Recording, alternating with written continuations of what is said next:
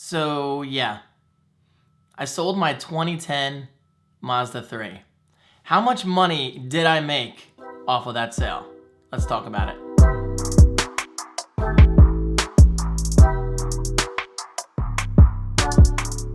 What is up, everyone? How you doing? My name is David Franco and welcome back to my channel. And if this is your first time here, well, welcome again.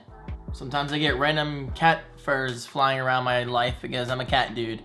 Anyway, this past weekend, I officially, finally, I say finally because it's something I've been meaning to do for a while. I finally sold my 2010 Mazda 3 because I'm fortunate enough to be leasing right now my 2021 Tesla Model 3. I don't know, all these companies love the number 3, you know? But yeah, I love my Model 3. It's my primary, only car for that matter. Speaking of cars, for the next 3 years. And I was still paying insurance monthly. I still had to take my Mazda in every year for its typical oil change, for its typical inspection. So basically, I was paying money for a car that I was never, ever using. And guys, I'm telling you, once you switch to an EV, an electric vehicle, this isn't me being like snobby or whatever, it's just me spitting out facts. It's really hard to go back to a gas-powered vehicle. It's incredibly strange having to use your brake and all that stuff. And plus, who wants to pay for gas? Especially nowadays, guys. I don't know about where you live. Actually, you know what? Let me know right below. What state do you live in and how much are you paying for gas? Right now, hold on, let me see. What is the average gas price in my area? I found this on the web. All right, so I'm just gonna do this real quick just to give you guys an idea. I'm currently in Pennsylvania, and here the average is $3.56 a gallon. $3.56. That adds up. And I know for someone like my mom, she spends on average between $50 and $80, I want to say, to fill up her BMW. Now, granted, that's a very different vehicle than my Mazda 3. It's a lot nicer than my Mazda 3. But you guys get what I'm saying. Like, gas is expensive. Gas is not cheap. And unfortunately, I don't see it getting any cheaper, especially with everything going on in the world, the pandemic, supply shortages.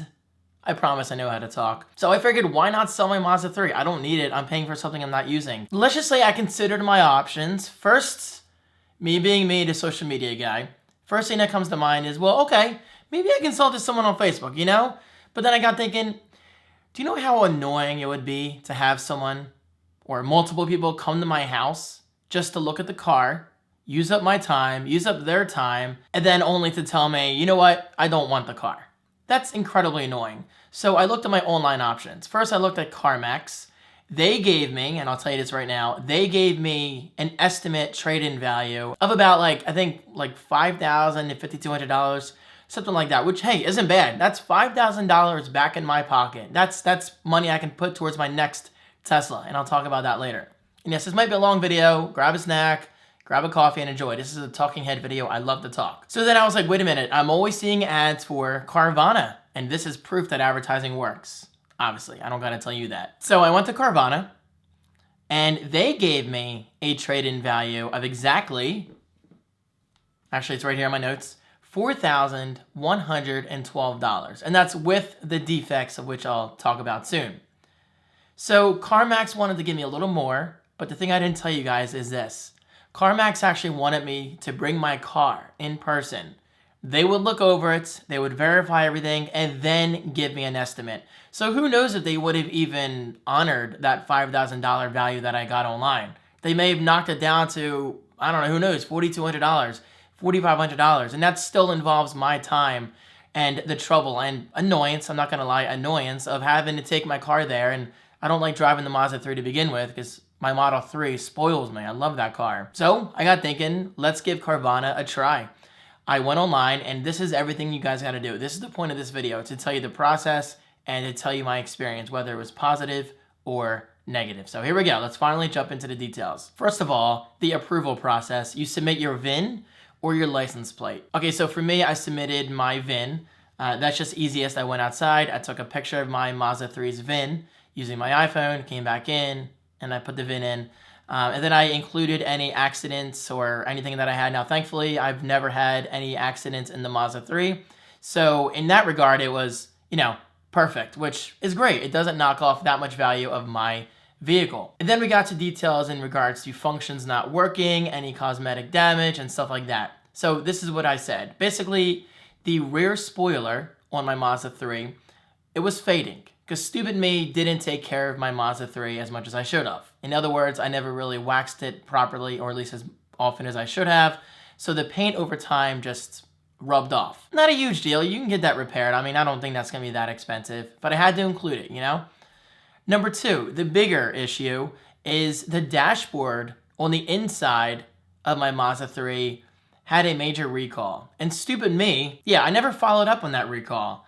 I just didn't feel like taking it to the Mazda dealer, even though it was going to be a free repair. I just didn't feel like doing it because honestly, it wasn't that important to me. And plus, I knew at the time I wanted to get a Tesla. Like, I knew at the time. I mean, like, for the past 2 years, I've wanted a Tesla.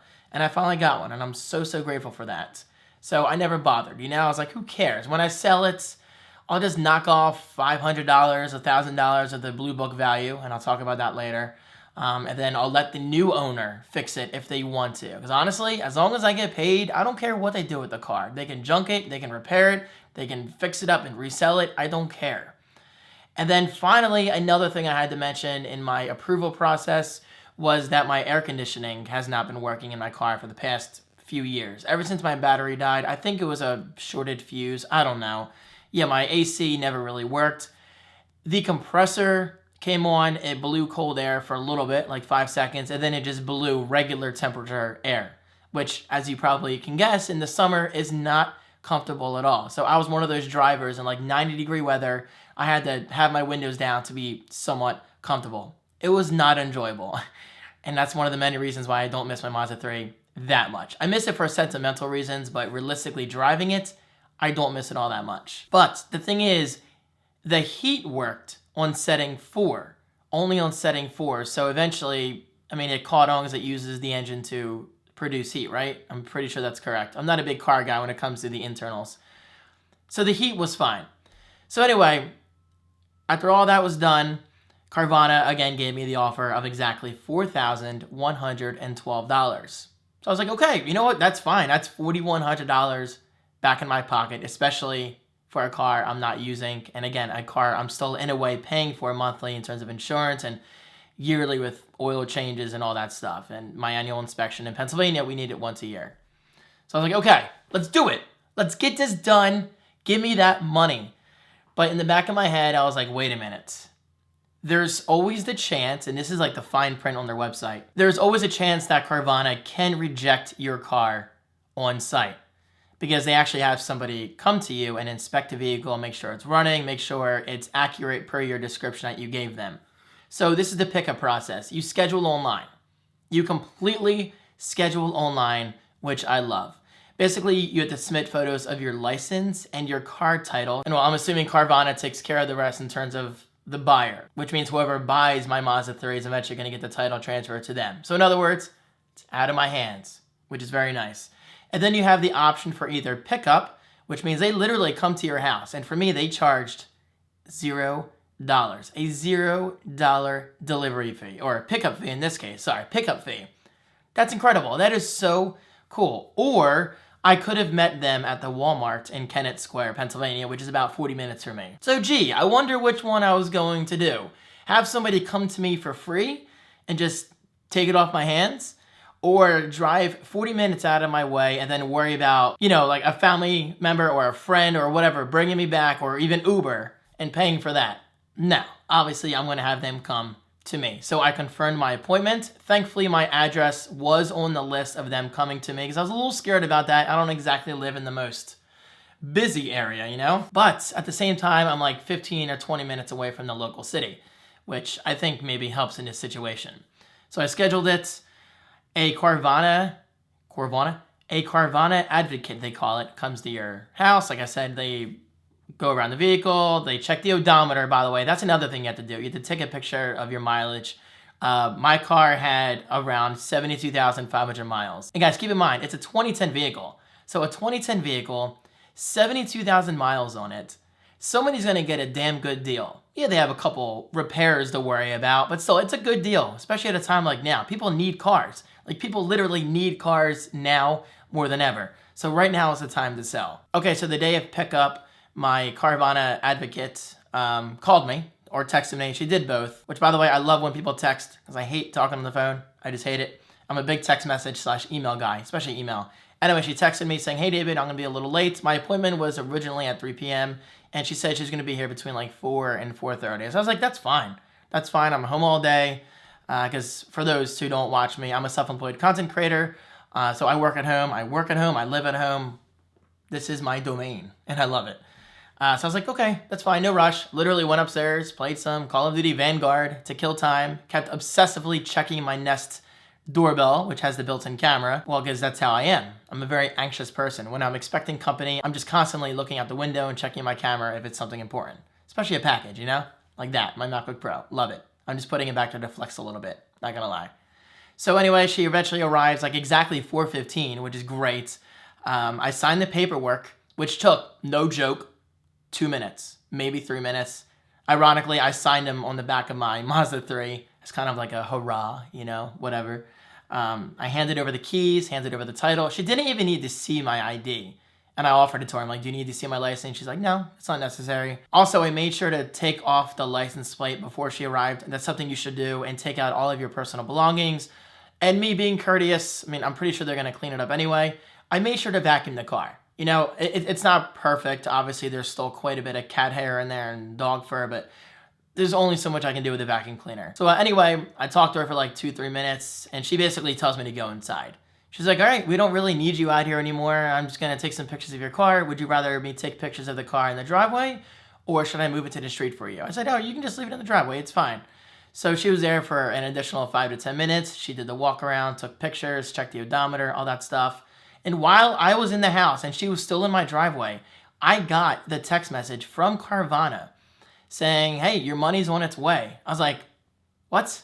Like, the truck's not even here yet, and they're processing the payment, which means I guess she gave Carvana the okay from her location, which again was here. So at that point, I guess it was officially being processed in my Chime account. I love Chime, look them up. So eventually she leaves. She doesn't give me any details. I will say, I wish Carvana would have been more transparent about when the truck's going to arrive, because I barely got any sleep that day. Not because of Carvana, it's just one of those lacking nights when it comes to sleep, you know? So I was literally going on like 2 or 3 hours of sleep, and I just wanted to take a long nap. I was so exhausted.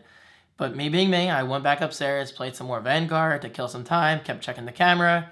Eventually, I was like, okay, it's nighttime now. It's like 7 o'clock at this point. I had some dinner, went to bed for a few hours, woke up, and my car was still in the driveway by like 10 or 11 p.m. I was like, that's weird. I wish Carvana would have at least texted me of when the vehicle is coming. So I did some Googling online. Apparently it's very common. Carvana doesn't really tell you when the truck's coming. I guess it comes down to availability, where you are, how many trucks they have, and where they're actually going to put the car. Because who knows, they may have taken my car to Philadelphia for all I know. And apparently Carvana, some people took up to a week for their car to actually be picked up. And other videos I've watched on YouTube, they took it that day while the advocate was there. So, I don't know. But the good news is, I did my YouTube live stream that night. I stayed up all night, didn't go to bed till like 6:30 in the morning. Then I woke up, used the bathroom if you must know, TMI, I know. Around 8:30, looked outside, and my car was gone. It was a very weird but relieved feeling. The tow truck, which by the way was not an official Carvana truck, which I guess is normal because I'm assuming they outsource because it's a lot cheaper that way. And plus, I don't think there's any Carvana, vending machines or dealers around here, so I see why they did that.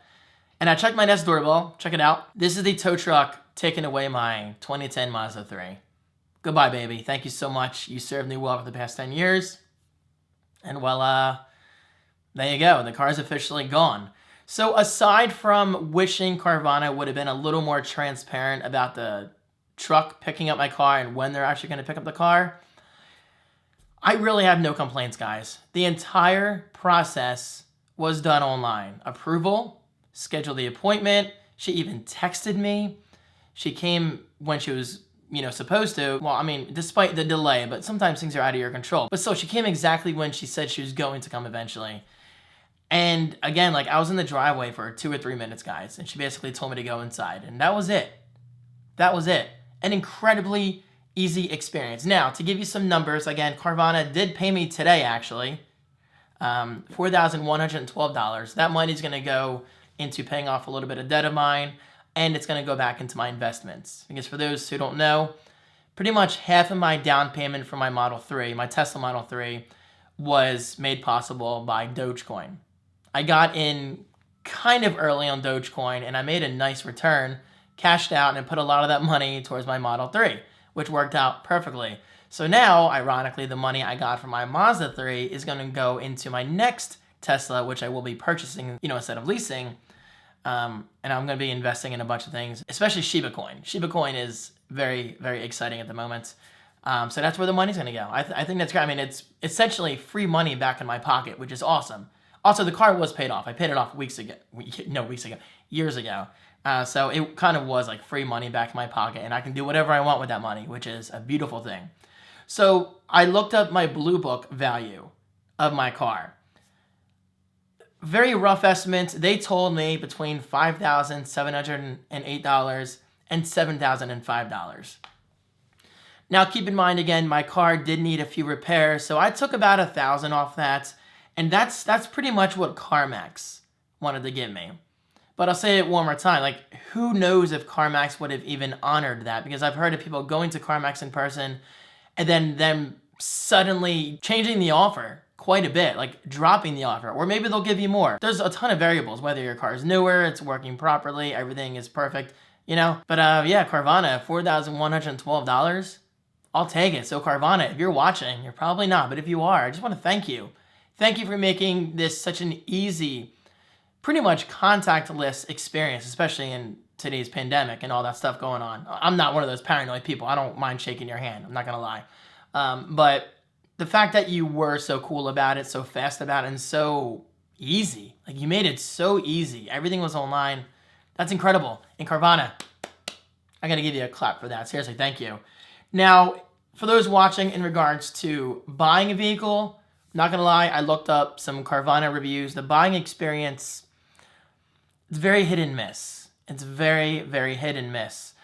So if you're buying a vehicle, ignore what I just said. This video obviously doesn't apply to you. But if you're selling a vehicle, check out Carvana. I was very happy with them. And if for whatever reason I come into another vehicle in the future that I want to sell, I'm going to Carvana. They are going to be my go-to website for this sort of thing because I was just so impressed. So impressed. Anyway, guys, thank you so much for watching. I hope you enjoyed this video. Have you had any experiences with Carvana in regards to buying or selling? Please let me know in the comments. I'm legit curious. I hope you guys are having a great day. Stay safe out there. Don't forget to hug your loved ones. And I'll see you soon. Peace. Okay, I can move this. This is making me nervous. It's a little close to the edge. Love that stand, by the way. If you're curious about it, I will make a video about that in the future.